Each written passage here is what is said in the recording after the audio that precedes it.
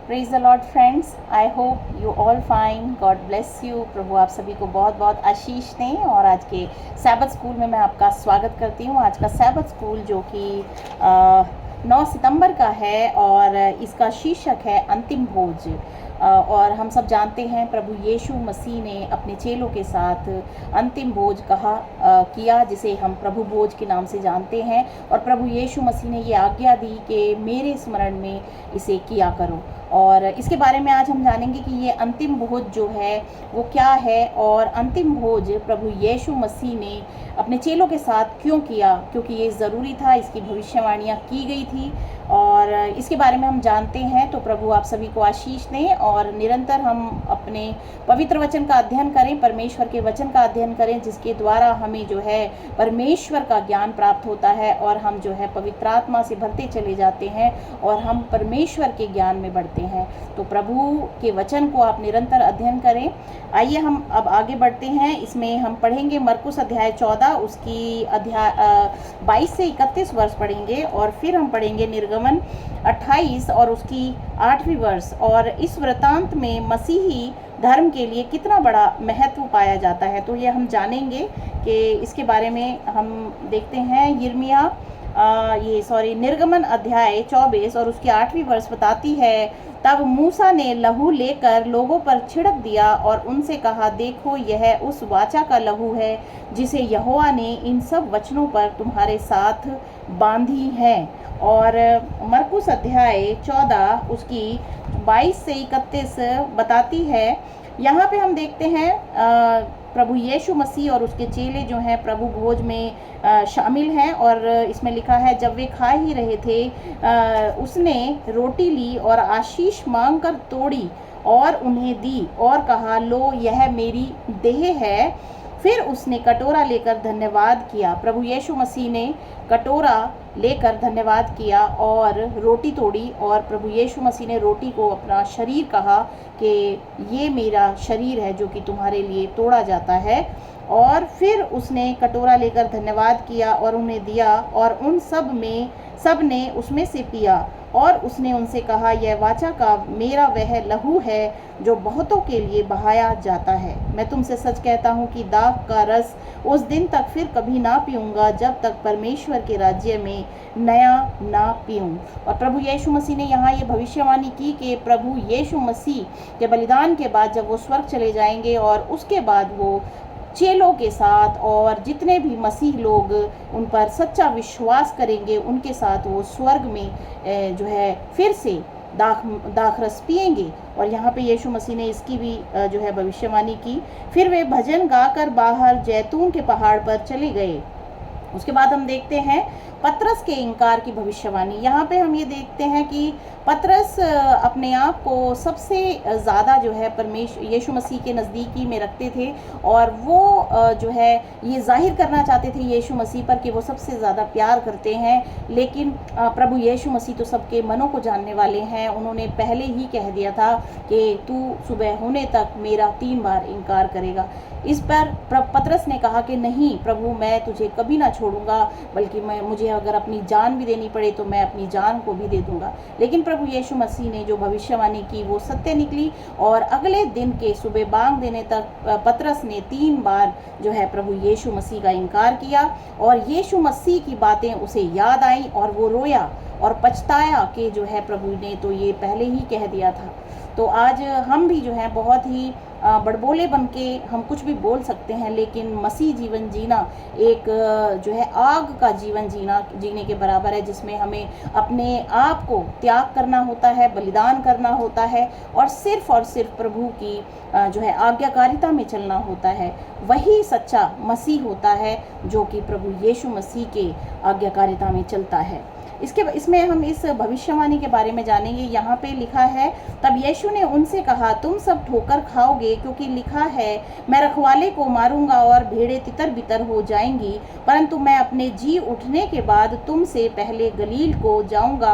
पतरस ने उससे कहा, यदि सब ठोकर खाएं तो खाएं, पर मैं ठोकर नहीं खाऊंगा।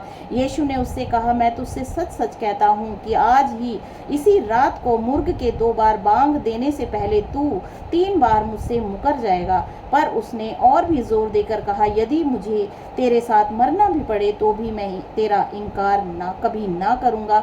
इसी प्रकार और सब ने भी कहा। तो आज मसीहों के लिए ये जो है एक बहुत ही मुश्किल चीज़ है कि हमें प्रभु के साथ हमेशा बने रहना है। बहुत ही प्रताड़नाएं आती हैं सामाजिक स्तर पर, और जो है हम देखते हैं किस तरीके से सामाजिक जीवन के बीच में बहुत मुश्किल है प्रभु यीशु मसीह के नाम के साथ खड़ा होना। लेकिन प्रभु यीशु मसीह का नाम जो अनंत और सामर्थी नाम है, जो उसके साथ सच्चे हृदय से खड़ा होता है, परमेश्वर प्रभु यीशु मसीह का नाम उस इंसान को भी जो है महान बना देता है। जिस तरह से पतरस ने जब ये जाना कि प्रभु यीशु मसीह महान परमेश्वर हैं, और उसने अपनी गलती को रियलाइज़ किया, तो उसने जो है प्रभु यीशु मसीह का जो है आज्ञाकारिता में वो बढ़ा, और वो बहुत ही उसको जो है प्रभु ने आगे बढ़ाया। और आज 2000 साल बाद भी हम उसको जानते हैं, और प्रभु की आज्ञाकारिता ही उस व्यक्ति को महान बनाती है।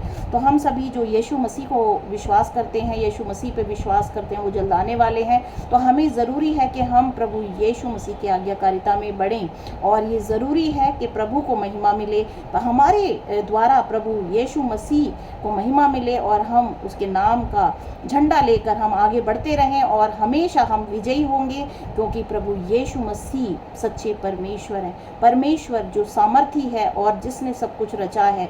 तो हमें जो है प्रभु का नाम हमेशा आगे रखना है, और किसी भी प्रकार से हमें नहीं डरना है, क्योंकि डर शैतान का हथियार है, वो शैतान की आत्मा है। हमें प्रभु की आत्मा से अपने आप को भरना है, पवित्र आत्मा से भरना है, और यीशु मसीह का झंडा लेकर हमें आगे बढ़ना है, और यही हमारा जीवन है। तो सभी मसीहों से मैं यही कहना चाहूँगी कि प्रभु यीशु मसीह ने अपने आप का बलिदान किया, लहू को बहाया, और वो वाचा हमसे बांधी, और अपने लहू को दे दिया, अपने शरीर को दे दिया, और बहुत कष्ट सहे कि हम बचाए जाएं, हमारे पापों की क्षमा हमें मिल सके। इसके लिए प्रभु ने त्याग किया, बलिदान किया। आज हम भी अपने को जो है भावता, परमेश्वर का भावता हुआ करके बलिदान चढ़ाएं, अपने शरीरों को बलिदान चढ़ाएं, और प्रभु की महिमा करें, प्रभु यीशु मसीह के नाम के साथ खड़े हो जाएं, और हम देखेंगे कि प्रभु की सामर्थ हमारे साथ हमेशा बनी रहती है। तो इसमें हम यही सीखते हैं कि प्रभु ने प्रभु भोज की जो शुरुआत की, प्रभु भोज के द्वारा जो है हम यीशु मसीह को स्मरण करते हैं, उनके बलिदान को स्मरण करते हैं। और ये भविष्यवाणियाँ पहले से ही की गई थी कि जो है प्रभु यीशु मसीह जो है फसह का मेमना, फसह के दिन वो बलिदान होने वाला है, और वो परमेश्वर का मेमना है। और ये एक वर्ष में पढ़ना चाहूँगी, यूहन्ना अध्याय 1:29 में लिखा है कि यीशु मसीह को परमेश्वर का मेमना कहा गया है, और यूहन्ना बपतिस्मा दाता जो है यीशु मसीह को परमेश्वर का मेमना कहते हैं। वो कहते हैं, दूसरे दिन उसने यीशु को अपनी ओर आते देखकर कहा, देखो यह परमेश्वर का मेमना है जो जगत का पाप उठा ले जाता है। और यहाँ पे हम देखते हैं कि परमेश्वर ने, प्रभु यीशु मसीह ने हमारे लिए बलिदान किया कि हमारे पापों की क्षमा हमें मिले। जो पाप हमने किए, हमें जो सज़ा मिलनी थी, उसने समस्त मानव जाति की सज़ा को क्रूस पर ले लिया, और बलिदान होकर जो है हमारे लिए जो है एक रास्ता खोल दिया कि हम जो है जीवन को प्राप्त कर सकें, अनंत जीवन को प्राप्त कर सकें, और मृत्यु के बंधन से हम छूट जाएं। तो प्रभु यीशु मसीह का मैं धन्यवाद करती हूँ। और ये जो वृतांत है, क्वेश्चन था कि ये वृतांत मसीह धर्म के लिए इतना बड़ा महत्व क्यों रखता है? वो इसलिए रखता है कि हम जो है प्रभु यीशु मसीह के बलिदान को याद करें, और अपने आप को आज्ञाकारिता में, परमेश्वर की आज्ञाकारिता में लगाएं, और अपने जीवन को एक बलिदान के रूप में जो है परमेश्वर के आगे चढ़ाएं, तो हम बचाए जाएंगे। आगे इसमें लिखा है मरकुस अध्याय 14 उसकी 12 में जो है लिखा है कि यह अख़मीरी रोटी का पहला दिन था, और ये गुरुवार का दिन था। इसके आगे और एक्सप्लेनेशन है, इसमें 14 की 12 में लिखा है, चेलों के साथ फसह का अंतिम भोज, अख़मीरी रोटी के पर्व के पहले दिन जिसमें वे फसह का बलिदान करते थे। उसके चेलों ने उससे पूछा, तू कहाँ चाहता है कि हम जाकर तेरे लिए फसह खाने की तैयारी करें? तो अगला दिन जो शुक्रवार का था, वो फसह का पर्व मनाने का दिन था, और ये जो गुरुवार था, ये अख़मीरी रोटी का दिन था। और यहाँ पे जब फसह के मेमने की बलि दी जाती थी, तो भोज गुरुवार की शाम को हुआ, जो कि अंतिम भोज जिसके बारे में हम ये पढ़ रहे हैं। अंतिम भोज में यीशु ने एक नई यादगार सेवा शुरू की। यह यहूदी फसह पर्व से शुरू होता है और सीधे तौर पर इज़राइल के मिस्र छोड़ने और सिनाई में परमेश्वर के वाचा के लोग बनने से जुड़ा है। वाचा की मुहर में निर्गमन अध्याय 24 और उसकी 8 जो मैंने पढ़ी, वहाँ पर मूसा ने लोगों पे बलिदान का खून छिड़का और कहा, देखो उस वाचा का खून जो यहोवा ने इन सब वचनों के अनुसार तुम्हारे साथ बांधी है। तो हम देखते हैं ये जो परमेश्वर की जो वाचा है, जो यीशु मसीह के द्वारा जो है लहू जो है बहाया गया फसह के दिन, ये जो है वाचा जो है ये परमेश्वर की वाचा है जो सबके साथ, समस्त मानव जाति के साथ बांधी गई है कि जो परमेश्वर के पुत्र पर विश्वास करे वो नाश ना हो बल्कि अनंत जीवन पाए। यह आश्चर्यजनक है कि प्रभु भोज में जिसे यीशु ने यहाँ स्थापित किया है, फसह के भोजन के मेमने का कोई उपयोग नहीं किया जाता है, क्योंकि फसह के दिन जो है इजराइली जब लोग निकले वहाँ से, तो परमेश्वर ने कहा कि तुम एक मेमना जो है वो उसको बलिदान करो और उसके लहू को अपने चौखटों पे लगाओ, और जिस घर पे वो लहू लगा होगा वो बचाया जाएगा। उसी तरह से यीशु मसीह का नाम, यीशु मसीह के लहू के द्वारा वे व्यक्ति, समस्त मानव जाति जो है बचाई जा सकती है, और परमेश्वर ने ये कार्य 2000 साल पहले कर दिया है। हम विश्वास करते हैं तो हमारे लिए हो सकता है। ऐसा इसीलिए है क्योंकि यीशु परमेश्वर का मेमना है, और उस दिन परमेश्वर का मेमना काटा गया। फसह के दिन यीशु मसीह का बलिदान जो है वो परमेश्वर के मेमने का बलिदान है जो कि हमारे लिए बहाया गया। प्रभु भोज की रोटी उसके शरीर का प्रतिनिधित्व करती है। जिस दिन जो रोटी जो है वो प्रभु यीशु मसीह के शरीर को प्रतिनिधित्व करती है, जो कि उनका शरीर जो है वो तोड़ा गया हमारे लिए, मानव जाति के लिए, कि वो बचाई जाए। नई वाचा जो कि यिर्मयाह अध्याय 31 और 31 से उसकी 34 में हम पढ़ेंगे। यिर्मयाह अध्याय 31 उसकी 31 से 34 में यहाँ पे यिर्मयाह नबी जो हैं वो बता रहे हैं, फिर यहोवा की यह वाणी है, सुन, ऐसे दिन आने वाले हैं जब मैं इज़राइल और यहूदा के घरानों से नई वाचा बांधूंगा। तो प्रभु यीशु मसीह के द्वारा परमेश्वर ने समस्त मानव जाति के साथ वाचा बांधी है। वह उस वाचा के समान न होगी जो मैंने उनके पुरखाओं के साथ बांधी थी। वह उस वाचा के समान न होगी जो मैंने उनके पुरखाओं से उस समय बांधी थी जब मैं उनका हाथ पकड़कर उन्हें मिस्र देश से निकाल लाया, क्योंकि यद्यपि मैं उनका पति था तो भी उन्होंने मेरी वह वाचा तोड़ डाली, परंतु जो वाचा मैं उन दिनों के बाद इज़राइल के घराने के साथ बांधूंगा।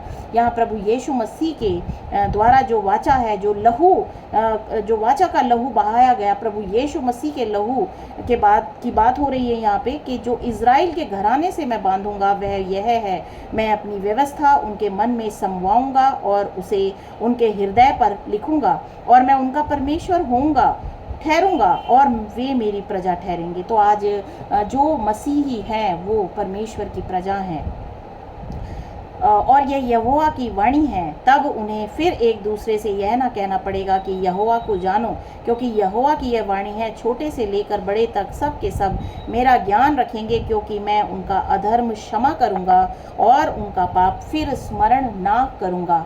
यहाँ पे हम देखते हैं यीशु मसीह के द्वारा जो है समस्त मानव जाति के पाप क्षमा होते हैं, अधर्म क्षमा होता है, और फिर परमेश्वर जो है उस व्यक्ति के जो है पापों को स्मरण ना करेंगे, क्योंकि यहाँ पे ये परमेश्वर ने वाचा बांधी है। और मरकुस अध्याय 14 की 24 में भी खुद यीशु मसीह कह रहे हैं, 14 की 24 में इसमें लिखा है, इसमें यीशु मसीह कह रहे हैं, और उसने उनसे कहा, यह वाचा का मेरा वह लहू है जो बहुतों के लिए बहाया जाता है। प्रभु यीशु मसीह का लहू जो कि बहुतों के लिए, समस्त मानव जाति के उन लोगों के लिए बहाया गया जो उस पर विश्वास करते हैं, उनके पापों को वो क्षमा करते हैं, और समस्त मानव जाति के लिए ये बहाया गया। जो विश्वास करेगा उसका उद्धार होगा। फिर इन सब के बीच यीशु ने भविष्यवाणी की कि उसके सभी शिष्य उसे छोड़ देंगे, और जकरिया 13:7 का ये हवाला देते, ये जो भविष्यवाणी यीशु मसीह ने की कि सभी शिष्य उनका साथ छोड़ देंगे, जो कि हमने मरकुस अध्याय 14 में अभी पढ़ी, और इसकी जो पहले से ही भविष्यवाणी जकरिया 13 अध्याय उसकी 7वीं वर्ष में जो है की गई है, उसमें लिखा है, प्रभु के चरवाहे को मार डालने की आज्ञा, सेनाओं के यहोवा की यह वाणी है, हे तलवार मेरे ठहराए हुए चरवाहे के विरुद्ध, अर्थात जो पुरुष मेरा स्वजाति है उसके विरुद्ध चल। तू उस चरवाहे को काट, तब भेड़ बकरियां तितर बितर हो जाएंगी और बच्चों पर मैं अपने हाथ बढ़ाऊंगा। यहाँ पे ये जो तितर बितर चेले हो गए थे, इनकी भविष्यवाणी जो है जकरिया में दी गई है। जो चरवाहे को तलवार से मारने और भेड़ों को तितर बितर करने की बात करता है, यीशु चरवाहा है और उसके शिष्य भेड़े हैं। यह एक सख्त और निराशाजनक संदेश है, लेकिन यीशु ने अपने पुनरुत्थान की भविष्यवाणी को दोहराते हुए आशा का एक शब्द जोड़ा, परंतु वह यह भी कहता है कि वह चेलों से पहले गलील को जाएगा। उस भविष्यवाणी का उल्लेख यीशु की कब्र पर मौजूद युवक द्वारा मरकुस 16:7 में किया जाएगा, और मरकुस 16:7 में लिखा है, परंतु तुम जाओ और उसके चेलों और पतरस से कहो कि वह तुमसे पहले गलील को जाएगा, जैसा उसने तुमसे कहा था, तुम वहीं उसे देखोगे।